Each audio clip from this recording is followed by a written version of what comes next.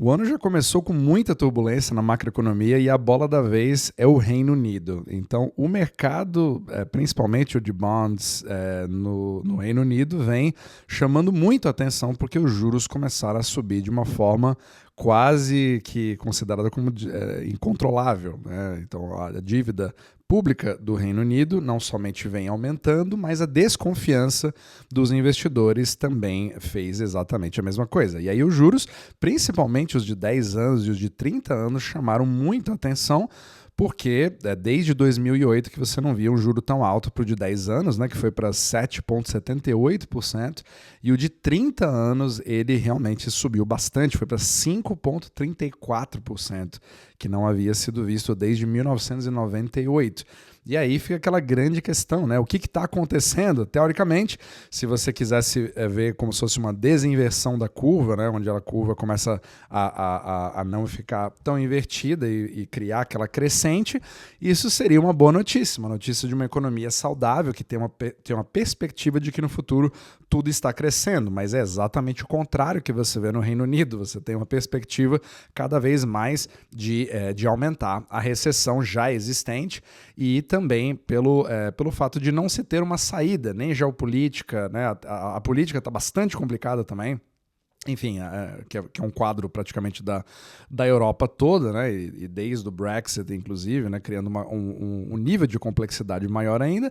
Então fica aquela indecisão sobre o que vai acontecer com o Reino Unido. Mas o que eu quero te passar é um pouco não das perspectivas em si de previsões, mas as forças que estão atuando nesse exato momento no Reino Unido. Então, os juros mais altos, eles não somente são um custo mais alto para você financiar a dívida pública do Reino Unido, que tem gastos cada vez maiores, como todo governo, não é um problema somente deles, é algo literalmente no mundo inteiro.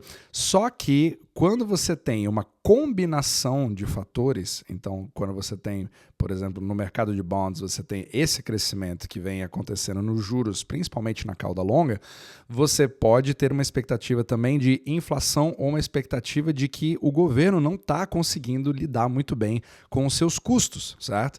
E ao fazer isso, você tem o que a gente chama de bond vigilantes, ou seja, essas são as pessoas que são bears, né, completos em relação a bonds, e vem uma crise institucional na parte da dívida soberana. Só que o mais interessante é que no Reino Unido, em princípio, faz parte do G7, né? Faz parte do centro, inclusive, de um dos maiores centros do sistema eurodólar. É literalmente onde surgiu o eurodólar, né? Se você for parar para pensar, sendo Londres o maior centro financeiro do mundo por muito tempo. Então, quando você começa a ver uma desestabilização completa, você vê os mercados se movimentando bastante. Então, só que especificamente nesse caso, foi um ponto até chamado a atenção ali pelo Macro Elf, que é um italiano, que ele é muito interessante, eu sigo bastante o que ele fala, ele é especialista em bonds. Ele fala a seguinte coisa: nesse exato momento, você tem como se fosse uma tríade que está acontecendo no Reino Unido. Você tem o mercado de bonds, que está completamente atordoado, né, amedrontado em relação à capacidade do governo de se refinanciar, fazendo com que o prêmio de risco seja muito maior e esses juros subam, mas, ao mesmo tempo, o pound, né, está na mínima desde abril do ano passado, caindo para 1,23 em relação ao dólar, né? Então o pound ele é mais forte do que o dólar, né? Um pound equivale a 1,23 dólares, mas ele vem se enfraquecendo bastante, que é exatamente o efeito do DXY em relação à força do dólar, também afeta o Reino Unido. Só que o Reino Unido está sendo um dos elos fracos da corda também, porque não somente você tem os juros subindo, ou seja, mais custos para se financiar, o pound caindo em relação ao próprio dólar e, em terceiro, também o problema do mercado de ações dentro do Reino Unido caindo. E quando você junta essas três coisas ao mesmo tempo, essa tríade, né, essa tríade viciosa, não sei como é que você vai chamar isso, fica praticamente uma tempestade perfeita para que você se pergunte a seguinte coisa: peraí, tem países que estão parecidos com isso? Isso não é uma coisa assim que, mesmo por mais que a Europa esteja ruim, você tá ali num cenário bastante complicado. Você poderia comparar o Reino Unido, inclusive, com um país emergente como o próprio Brasil. Então, até o Macron falou, olha, o mercado está tratando o Reino Unido como eles trataram o Brasil nesse exato momento. Quedas nas bolsas, sem perspectiva, moeda praticamente derretendo e o custo de financiamento do governo sendo exatamente igual. O que é bastante irônico, né? São países completamente diferentes. Então, mas para você ver como que, até baseado no meu capítulo anterior, como que o dólar, o sistema euro-dólar, não é o problema em si, o causador de tudo isso, mas ele demonstra claramente, ele mostra, por meio desses movimentos, os elos mais fracos naquele momento da macroeconomia. E agora vai ser importante prestar bastante atenção no que vai acontecer no Reino Unido a partir de agora, sendo que ele é tão importante, principalmente em instituições bancárias, como distribuidores do sistema euro-dólar. A cidade de Londres é literalmente o berço do Forex, né?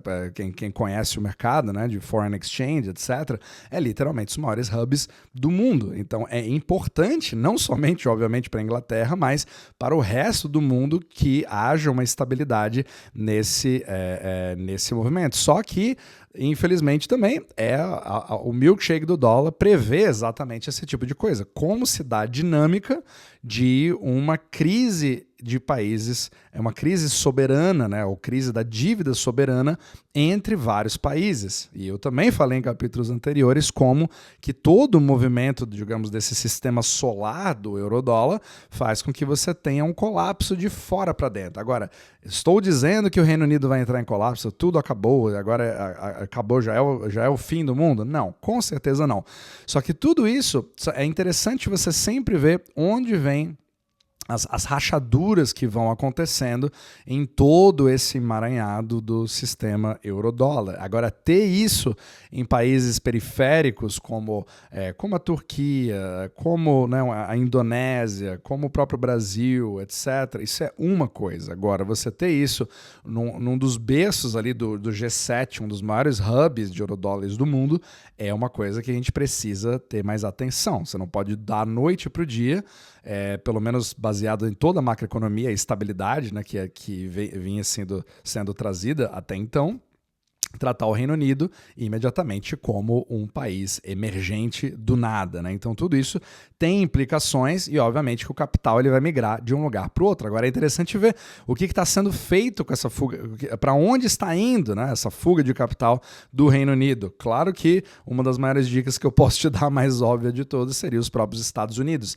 E, inclusive, eu vou até colocar as fontes aqui, a distância entre a performance de economias do Reino Unido, inclusive em relação à própria alguns países europeus, até que não estão indo bem, mas você vê como que o Reino Unido está indo mal, principalmente em relação aos Estados Unidos, esse gap não para de aumentar, ou seja, mostra cada vez mais indicativos de um continente literalmente perdido, não consegue ter uma definição geopolítica, uma definição econômica, uma definição política, uma definição fiscal para poder mostrar, ou de inovação, ou de criação de novas vagas, empregos, etc. E aí acaba criando cada vez mais problemas, inclusive problemas que geram imigração para outros lugares, o que faz você perder mais cabeças ainda. Isso tudo acaba criando um problema geopolítico. Então, todas essas correntes, elas vão mostrando ali as falhas do sistema que nós temos hoje, mas que é o que agrega, o que faz tudo, toda a engrenagem